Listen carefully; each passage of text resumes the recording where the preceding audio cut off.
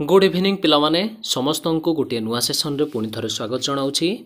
आज डिस्कसन करिबा भौतिक विज्ञान रो तुमरो लॉन्ग क्वेश्चन डी जोड़ा कि वार्षिक परीक्षा रे अति गुरुत्वपूर्ण। समस्ते जेपरि जानिथिबो वार्षिक परीक्षार प्रस्तुति आम चैनल रे पूर्वरु आमे कौन कर अपलोड कर सारचु विभिन्न प्रकार वीडियो जो माने देखि नाहंती निश्चित रूप से यथाशीघ्र जाई चैनल रे देखि नियंतु। समस्त विषयर वीडियो गुड़िक अवेलेबल अच्छी। तो पिला माने जदि नुआ अछंती निश्चित सब्सक्राइब करनब, सांग मानक सहित टिके शेयर करनब। तो निश्चित रूप से आसीजिबा प्रश्न कौन देइछि पिला माने ना देख दर्शेबा आमे जे विभिन्न वर्णर समष्टि रे धला वर्ण सृष्टि किपरि होउछि। तो 4 मार्किया प्रश्न ओडी गुरुत्वपूर्ण अटे जो माने जानना हाती टिके नोट करनो पिला माने 1 नंबर पॉइंट देइछि न्यूटन समान पदार्थ रे निर्मित और समान प्रतिसरण कोण विशिष्ट दुईटा प्रिज्म नेगी ताकू P1 आउ P2 नाम देइथिले। तो पिला माने एठी समस्ते नोट करनेबा।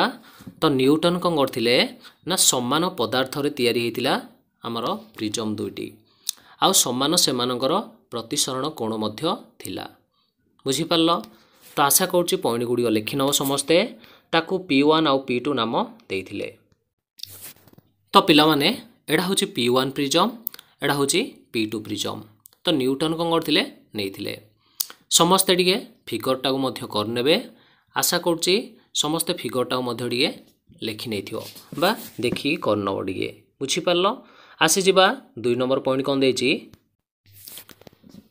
P1 प्रिज्म को से प्रथमे कौन गले सूर्यर आलोकर प्रतिसरण कराइले मन रखिया। देखि पारछ एठी सूर्यर आलोकर प्रतिसरण करा हेछि। तो एडा होछि P1 डा कौन हला ना एक वर्णाली सृष्टि कले मन रखिया डिए। तो P1 रे जेते बेले कौन गले सूर्यर आलोक कौन हबो प्रतिसरण करेबो। तो सेते बेले पिला माने कौन हबो तार जो अंतस्थ कोण अछि भीतर देगिरि से कौन हबो आलोक प्रतिसरण हबो। देखि पाउछ समस्त चित्रडी को निश्चित रूप से क्लियर हो जाइथियो।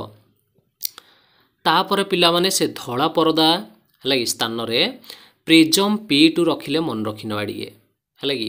तो एडा होछि P1 नेले P1 रो जो आलोक प्रतिसरण हला एड देखि पाउछ तापर रखाई जी प्रिज्म P2 डा।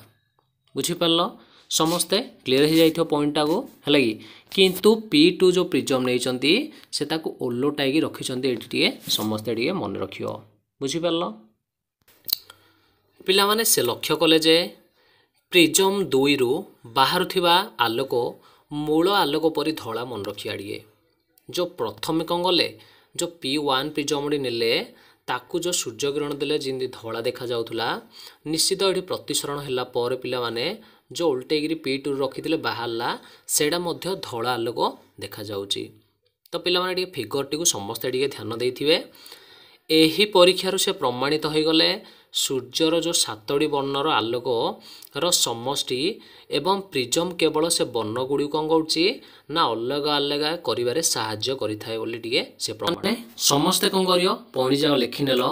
निश्चित एठी समस्त क्लियर हे जो फिगर टी बुझे दोछि। P1 प्रिज्म रे प्रथमे कौन गले आलोक कौन गले प्रतिफलित करेबे। तो P1 डा कौन गले निश्चित आलोकर जो रश्मि अछि प्रवेश कराइला परे से कौन हला प्रकीर्णन सृष्टि कला मन रखिनबो। तो प्रकीर्णन रे जेतिक सब आलोक आसिला बा बाहरिला तार पाखरे आ गुडे उल्टेगिरी प्रिज्म P2 रखा गला जोडा कि से प्रिज्म गुडी को समस्त बुझी पारलो। तो जेते बेले कौन हबो P1 रु बाहर थिबा समस्त प्रतिफलित आलोक गुडी को P2 रे प्रवेश करियो।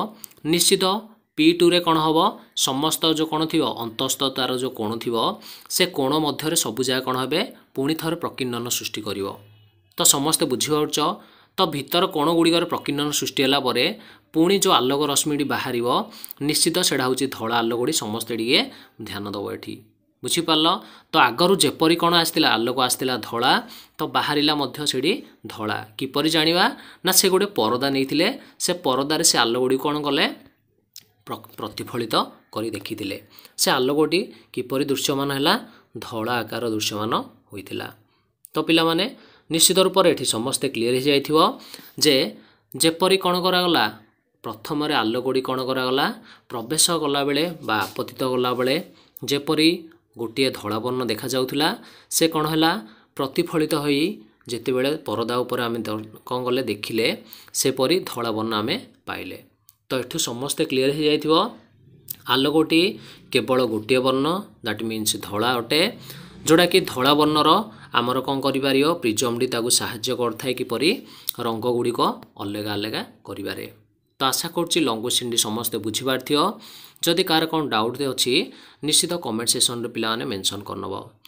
ପରବର୍ତ୍ତୀ କିଛି ନୂଆ ଭିଡ଼ିଓ ବା ନୂଆ କଣ୍ଟେଣ୍ଟରେ ନେଇ ଆସିବା ଯେଉଁଟାକି ବାର୍ଷିକ ପରୀକ୍ଷା ପାଇଁ ତୁମର ଅତି ଗୁରୁତ୍ୱପୂର୍ଣ୍ଣ ଅଟେ। ତ ସମସ୍ତଙ୍କୁ ପିଲାମାନେ ଧନ୍ୟବାଦ।